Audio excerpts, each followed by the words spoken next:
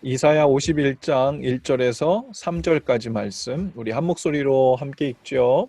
시작. 구원을 받고자 하는 사람들아, 내가 하는 말에 귀를 기울여라.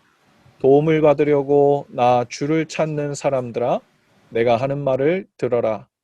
저 바위를 보아라. 너희가 거기에서 떨어져 나왔다. 저 구덩이를 보아라. 너희가 거기에서 나왔다. 너희 조상 아브라함을 생각하여 보고 너희를 낳아준 사라를 생각하여 보아라. 내가 아브라함을 불렀을 때에는 자식이 없었다.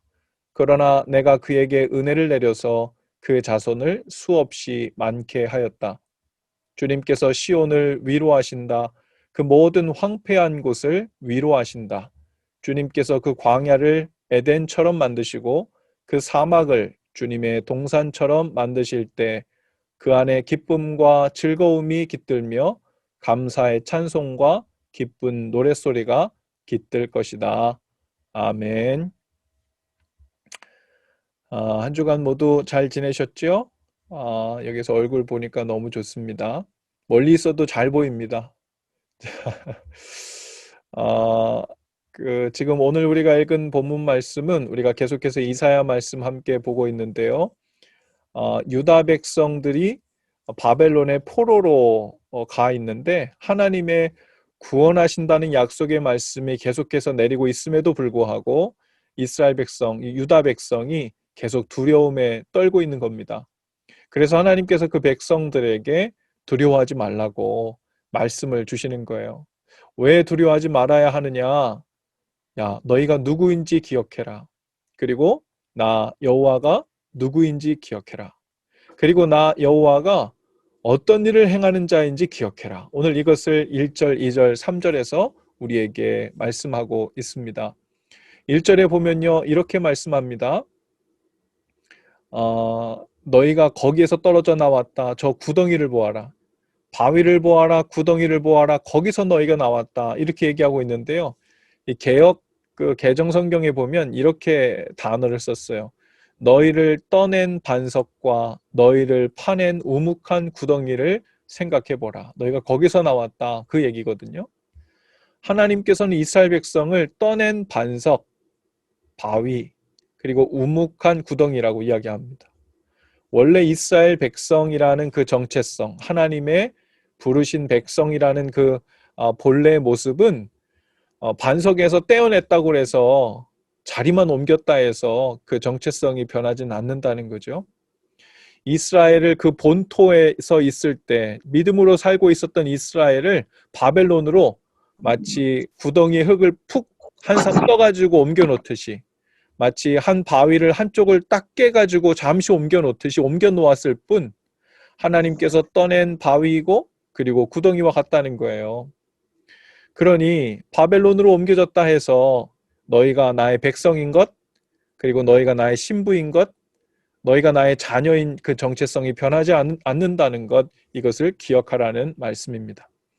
2절에 보니까 아브라함에 대한 이야기를 합니다. 내가 아브라함을 불렀을 때는 자식이 없었다. 그러나 내가 그에게 은혜를 내려서 그 자손을 수없이 많게 하였다. 지금 무슨 얘기를 하고 있냐면 여러분 하나님께서 아브라함을 불렀는데 그 당시에 사라가 자식을 낳을 수 없는 상태였죠. 그리고 나이가 많아서도 낳을 수 없는 상태였어요. 2절에서는 너희가 두려워하지 말아야 될 이유가 뭐냐면 내가 누구인지 잊었느냐? 그 얘기를 하시는 거예요. 아브라함에게도 약속은 주셨지만 아직 자식을 낳을 수도 없는 거예요. 사라가 육신으로는 낳을 수 없는 상태예요. 나이로도 낳을 수 없는 상태예요. 자식이 있을 수가 없습니다. 그런데 하나님이 어떤 일을 하셨어요? 약속을 성취하셨어요. 그래서 그 자손이 별처럼 그리고 바다의 모래처럼 많게 하셨습니다. 그 증거가 누구예요? 지금 이 이야기를 듣고 있는 이스라엘 백성들이에요. 너희 조상이 아브라함 아니냐. 그 약속대로 이루어진 것이 바로 너희 자손, 너희 자신을 한번 봐라. 나는 바로 그 하나님이다. 그러니 내가 지금 약속을 주고 있으니까 두려워하지 마라. 반드시 성취될 것이다. 라고 말씀하시는 겁니다. 자, 3절을 한번 봅시다. 주님께서 그 광야를 에덴처럼 만드시고 그 사막을 주님의 동산처럼 만드실 때라고 했어요. 여러분, 사막을 에덴으로 만들고 또 사막을 주님의 동산으로 만들고, 거꾸로도 하나님은 가능하시죠. 하나님의 동산 같아도 금방 사막화될 수 있고요. 에덴 같은 삶을 사는데 어느 날 갑자기 광야 같은 삶이 올 수도 있어요. 말하자면 여러분, 그 아브라함의 아내 사라가 그 몸이 마치 생산할 수 없는 황폐한 땅, 광야, 사막과 같았어요. 그런데 하나님께서 어떻게 하셨어요?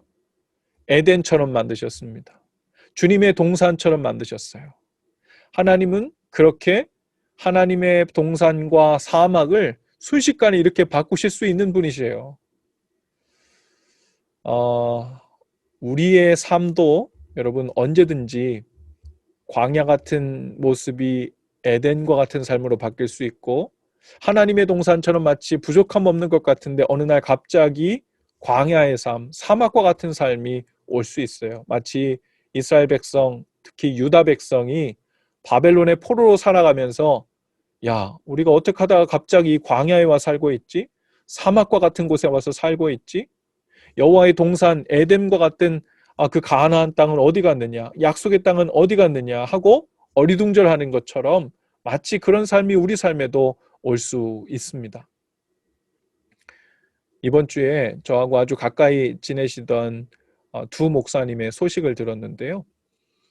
갑자기 카톡이 왔어요. 그리고서는 목사님 그동안 잘 지내셨지요? 개인적으로 기도를 부탁드리려고 연락드렸어요. 그러면서 이야기를 하셨는데, 목사님께서 저하고 연배가 그렇게 많이 차이 나시는 분은 아닌데 갑자기 오늘 이제 그 대장암 4기 진단을 받으셨다는 거예요. 그래서 이제 가정 또 교회는 또 이전을 앞두고 있고 또 자녀들은 아직 다 장성하지 않았는데 이 치료 과정을 위해서 또 기도해 달라고 하세요.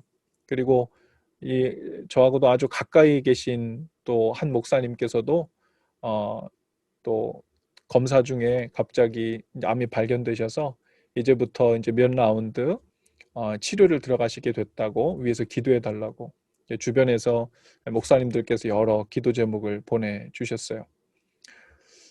그 한 분 목사님과 통화하는데 저에게 그런 말씀을 하시더라고요.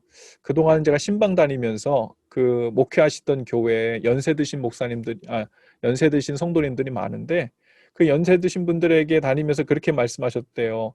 아이고, 그 입맛이 좀 없으시더라도 맛있게 드셔야지 힘을 내니까 잘 음식 챙겨 드시라고 그렇게 신방하시면서 입버릇처럼 이야기를 하셨는데, 당신이 지금 당장 갑자기 삶이 이렇게 변하고 나서 제일 힘든 게 뭐냐면 밥이 안 넘어가신다는 거예요. 입맛이 너무 없고 먹을 의욕이 전혀 생기지 않아가지고 참 이 일이 그렇게 간단한 이야기가 아니었구나라는 생각을 하시게 된다는 거예요. 그러면서 지금 삶을 돌아보니까 하나님께서 당신의 삶을 어떻게 조율해 가시고 또 정돈해 가시고 그리고 하나님을 바라보게 하시는지, 하나님께서 자신을 이렇게 만져주시는 것 같다고 하면서 오히려 감사한 마음이 크다고 그렇게 삶을 나눠주시더라고요. 며칠 전에는요, 한 가정을 신방하게 됐는데 그 집에 주신 하나님의 말씀, 올해 주신 말씀 액자 있죠. 그 말씀을 보니까 시편 23편 1절과 2절 말씀이었습니다. 여러분 잘 아시죠? 그 말씀이 뭐죠? 시편 23편 1, 2절 여호와는 나의 목자시니 내게 부족함이 없으리로다. 그가 나를 푸른 풀밭에 누이시며 쉴만한 물가로 인도하시는도다. 아멘. 여러분, 유다 백성을 바벨론에 보내서 하나님이 훈련시키신 이유가 무엇일까요? 하나예요. 저를 한번 따라해 볼까요? 여호와가 목자라는 것을 알게 하시려고. 한 번 더 정확히 얘기하면 다시 한번 따라해 보세요. 여호와만 목자라는 것을 알게 하시려고. 예. 하나님께서만 목자라는 것을 알게 하시려고 그 유다 백성을 바벨론에 보내 70년을 살게 하신 거예요. 뭐 그렇게까지 하셔야 되나 싶지요? 여러분, 여호와가 나의 목자라는 것을 성경에 써 있으니까 알고 누군가 얘기해서 아는 것 같지만 정말 그런가? 정말 그런가를 정말 아는가 하는 것은 정말 다른 이야기예요. 하나님이 목자가 되셔야만 정말 부족함 없는 삶이 그제서야 오는구나. 주님을 목자로 삼아야만 그때에만 진정한 푸른 풀밭도 진정한 쉴만한 물가도 진정한 하나님의 동산의 삶을 사는 것도 시작되는구나 하는 것을 알려주시는 거예요. 그거 하나 붙들면 사막도 광야도 하나님의 동산이 되고 에덴이 되는 것입니다. 그런데 우리가 바벨론과 같이 큰 문제 상황에 있을 때는요, 하나님의 약속을 믿는다고는 하는데 그 평안을 취하기가 참 쉽지 않아요. 그렇죠? 눈에 잘 보이지 않으니까. 말씀을 붙들고 순종으로 산다고 하는데 내가 살고 있는 그 광야 같은 삶, 사막 같은 삶에서 내가 열심히 노력하고 순종하며 살 때 막 꽃이 피어나는 게 보이고 막 사막이 쉴만한 물가처럼 막 보이기 시작하고 샘물도 생겨나고 푸른 초장으로 바뀌어가는 모습이 이렇게 점진적으로 보이면 하나님이 주신 약속의 말씀을 굳게 붙들고 평안하게 살 수 있을 것 같은데 참 쉽지가 않습니다. 여러분, 이스라엘 백성이 요단강을 건너 처음 정복해야 할 성을 만났는데 그게 어디였죠? 여리고성이었습니다. 여리고성. 가장 강력한 성들 중에 하나였어요. 그런데 그 성을 무너뜨리는 방법으로 하나님께서 약속을 주셨는데 어떤 전략을 주셨죠? 언약궤를 중심으로 해서 그 성을 포위하고 그 백성들에게 성을 매일 한 바퀴씩 돌라는 거예요. 7번째 날에는 7바퀴를 돌라는 거예요. 그래서 총 13바퀴를 돌라고 했습니다. 여러분, 무슨 전략이 그래요. 공성전이라 그러죠. 저 멀리에서 막 바위 같은 돌을 막 던져가지고 성벽도 무너뜨리고 거길 타고 넘어가고 사다리도 놓고 막 이래야 되잖아요. 어디서도 본 적이 없는 전략이에요. 여리고에 있는 사람들은 그 히브리 민족, 그 강력하다는 애굽 군대도 다 바닷속에 수장시키고 그 나라에서 탈출한 민족, 오면서 그 강대하다고 하는 나라 민족들을 다 해치우고 온 민족, 야, 대단하다더니 어떤 민족인지 보자 그랬는데 어디서 보지도 못한 공성전도 아니고 그냥 무슨 언약궤 상자 하나 중심으로 백성들이 그냥 도는 겁니다. 어쩌면 그 이스라엘 백성들 중에 그 성을 돌면서 성을 지키고 있던 병사들과 눈이 마주치기도 하지 않겠어요? 좀 멀리 있긴 하지만 지금 자신들이 뭘 하고 있는지 좀 민망하기도 했을 거예요. 부끄럽기도 했을 겁니다. 13바퀴를 돌아야 되는데 한 바퀴를 돌았는데 아무 일도 일어나지 않아요. 2바퀴를 돌아도 아무 일도 일어나지 않아요. 만약에 매 바퀴를 돌 때마다 성벽이 조금씩 금이 가고 무너져 내리고 그런 게 좀 보이면 13바퀴 다 도는 게 그렇게 어렵지 않았을 거예요. 그런데 11바퀴, 12바퀴까지, 13바퀴까지 돌았는데도 끔찍도 안 하고 아무런 변화도 없습니다. 마치 여전히 사막에 있는 것 같고 여전히 광야에 있는 것 같고 하나님의 약속은 허공에 울리는 소리처럼 들리는 거예요. 그런데 맨 마지막에 어떻게 하래요? 소리를 질러라고. 나팔을 불면서 소리를 질렀더니 갑자기 그때 다 무너져 내린 겁니다. 여러분, 하나님의 약속은 신실하십니다. 오늘 우리의 광야 같은 삶도 푸른 초장 하나님의 동산으로 언제든지 바꾸실 수 있으세요. 한 가지를 해야 합니다. 여호와의 언약궤를 중심으로 성을 돌았던 것처럼 여호와의 언약궤란 하나님의 말씀, 하나님 중심으로 사는 것을 말합니다. 하나님의 말씀을 중심으로 삶을 돌듯 순종으로 사는 거예요.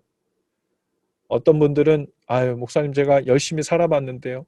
지금 벌써 7바퀴째예요. 근데 아무 일도 일어나지 않아요. 10바퀴째예요. 아무 일도 일어나지 않아요. 제 느낌에는 13바퀴가 한 15바퀴쯤 돈 것 같은데 아무 일도 일어나지 않아요. 제 삶, 이 사막화된 제 인생은 언제 에덴 동산 되나요? 언제 푸른 초장으로 변하나요? 그런 생각이 있을 수 있어요. 그러나 여러분, 우리 각자를 향한 하나님의 약속의 말씀이 있습니다. 그리고 그 약속의 말씀은 믿음의 임계점, 바로 13바퀴가 도는 그 믿음의 임계점에 다다랐을 때 한 번에 이루어집니다. 그때까지는 약속이 이루어질지 말지 불안함도 생길 수 있어요. 그러나 하나님께서 우리에게 아브라함 이야기를 들면서, 조상 이야기를 들면서, 하나님이 누구신지를 이야기하면서, 수많은 케이스들을 계속 이야기하면서 내가 바로 이런 하나님이다. 내 약속은 틀림없이 이루어진다. 계속 끊임없이 믿음으로 돌아라. 하나님만 목자 삼고 우리의 지극히 평범한 삶을 믿음으로 사는 겁니다. 그러면 주님께서 약속하신 대로 두려워하지 마라. 내가 너와 함께하고, 내가 지금 어느 곳에 뚝 떨어져 있는 것 같이 느끼든 네가 내 백성이고 내 사랑하는 자녀라는 것, 내가 너를 돌보고 있다는 것, 이것은 변하지 않는다. 오늘 그 약속의 말씀 붙들고 함께 찬양하고 기도하는 시간 될 수 있기를 바랍니다. 우리 함께 찬양하실까요?